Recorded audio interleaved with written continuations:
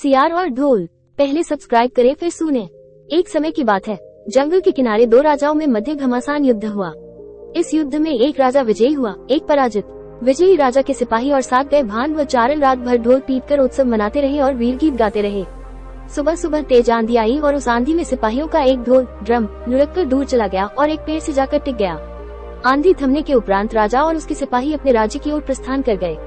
ढोल वहीं जंगल में पड़ा रह गया। ढोल जिस पेड़ से टिका पड़ा हुआ था, उसकी सूखी टहनियां तेज हवा चलने पर ढोल से टकराती और ढोल बज उठता। उसकी धमाधम की आवाज पूरे जंगल में गूंज उठती। एक भूखा सियार जाकर शिकार की तलाश में उस स्थान से गुजरा जहां ढोल पड़ा हुआ था।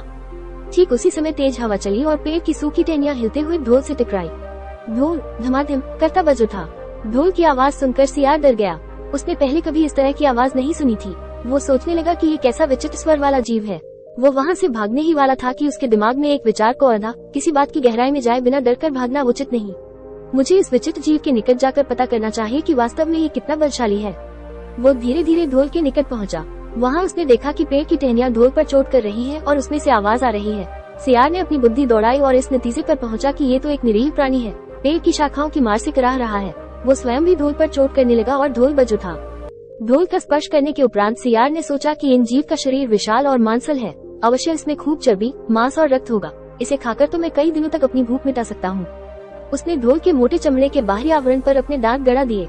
वो चमड़ा कठोर था। उसे काटने के प्रयास में सियार के सामने के दो दांत टूट गए, लेकिन अपनी जोरों की भूख शांत करने के लिए वो डटा रहा और किसी प्रकार ढोल में छेदकर उसमें घुस गया। ढोल अंदर से खाली था। उसमें मांस, रक्त, मज्जा न पाकर सियार बड़ा निराश हुआ। उसकी मेहनत व्यर्थ गई। सीख जैसे ढोल बाहर से विशाल और अंदर से खोखला था, वैसे ही अपने मुंह से स्वयं की बढ़ चढ़कर बड़ाई करने और शेखी बिगाड़ने वाले वास्तव में ढोल की तरह की खोखले होते हैं।